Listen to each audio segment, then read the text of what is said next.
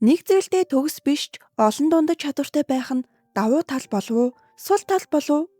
Одоо ярих түүх бол бүхнийг чаддагч хиндэж хэрэггүй гэж гологдон дутуу үнэлэгдсэн нэгний түүх.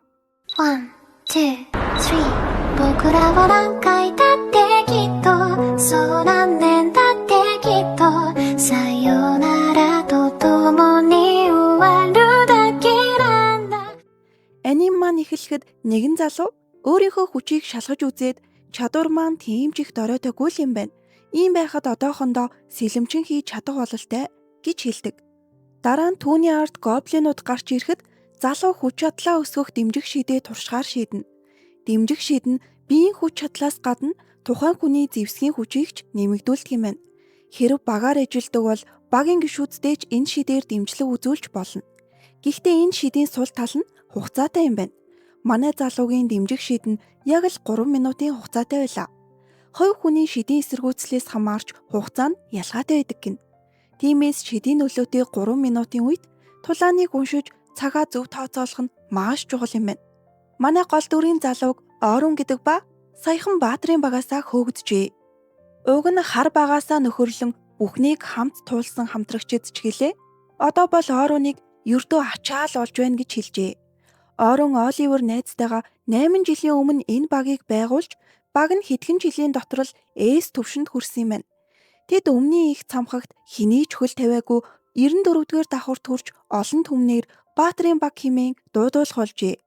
Гэтэл энэ бүхний дараа найз Оливер нь өөр ээс төвшний багийн дэмжих шид ашигладаг хүний чадварыг хараад Оронтой харьцуулж Ороныг чадвар муутай гээд багаасаа хассан байна.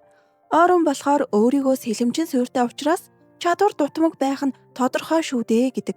Анхнаасаа багт нь дэмжих шид ашиглагч хэрэгтэй байсан учраас л багийн гишүүд дундаасаа хамгийн боломжтойгоор Орон маань л болсон юм байна. Багийнх нь эмэгтэй гишүүн Ороныг шид сэлэмгээд тал талын авьяас дайж төвшнээс хэтрэхгүй нэг юм байж хэрэг мэддэггүй. Өөр шиг чинь хүмүүсийг бүтэлгүй авьяастан гидгийн энтер гээл айгүй муухай хэлжээ. Гэхдээ Орон бууж өгсөнгөө. Цаашид сэлэм болон дэмжих шидийн чадвараа хослуулж шинэ хэв маягаар амжилтанд хүрэх зорилго тавина. Орон ганцаараа гянданд ажиллаж яваад өөр нэг баг мангастай таарч нэгнээ орхиод зүгтсэн тухайн сонсчихдаг. Манай хүн багийнхандаа хаягдах ямар байдгийг мэддэг болохоор шууд л тэр хаягдсан гишүүнд нь туслахаар зам заалгана. Аюулд ороод байсан охин гинэт гарч ирсэн манай Ороныг хараад сэлэмчин юм уу, дэмжих шиддэг юм уу, үнэхээр хүчтэй юм аа гэж гайхлаа. Охиныг София Клаудил гэдэг. София амийг нь аварсан Ороныг оройн хоолоор дайлахыг хүснэ.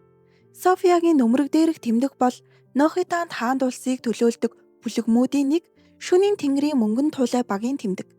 Энэ баг нь хаанд улсдаа 1-р байрны төлөө тэмцэлцдэг алдартай бүлгэм юм байна. София хоолоор дайлахаар Ороныг нэг газар дагуулад ортол Орон Селмагийг танилтайгаа таардаг. Тэгсэн Софиягийн эгч нь Селмагийг танил нь байж таарна. Селма бол шөнийн тэнгэрийн мөнгөн тулай багийн ахлагч бөгөөд ээс төвшний нэгэн. Тэгээд бүр ТV-ийн хамгийн хүчирхэг дэмжих шидтэй юм байна. Селма дэмжих шидтний үүргийг таниулж тус тусын үүрэгтэй багийн бүтцийг зохиосон хүн байжээ. Довтлогоонд суурилсан довтлогч, бамбай болдог хамгаалагч, хойноос дэмжлэг үзүүлдэг дэмжигчд гэж багийн үүргийг 3 хуваасан. Үүнээс болж манай хүний байсан баатрын багийнхан ч багтаа шинжилэл хийж Орон маань сэлэмчнээс дэмжих шидтэн болж мэрэгчлээ соёлох шаардлагатай болж байлаа. Оливерийн Ороныг хөөсөн шалтгаан нь Селма байсан юм байна. Ороныг Селмагийн чадвартай харьцуулсан бололтой. София эгчээсээ нууцаар гяндан руу орох гэж ганц удаа өөр багтай нэгдэж яваад л аюулд орсон байж. Селма Ороныг багаасаа хасагдсанд үнэхээр их гайхдаг. Тэгээд удахгүй эхлэх бүлэгмийнхээ чиглүүлийн хайгуулт Ороныг нэгдэг санал тавина. Хийх ажил нь шинэ хүмүүст зааварчлах юм шиг байна.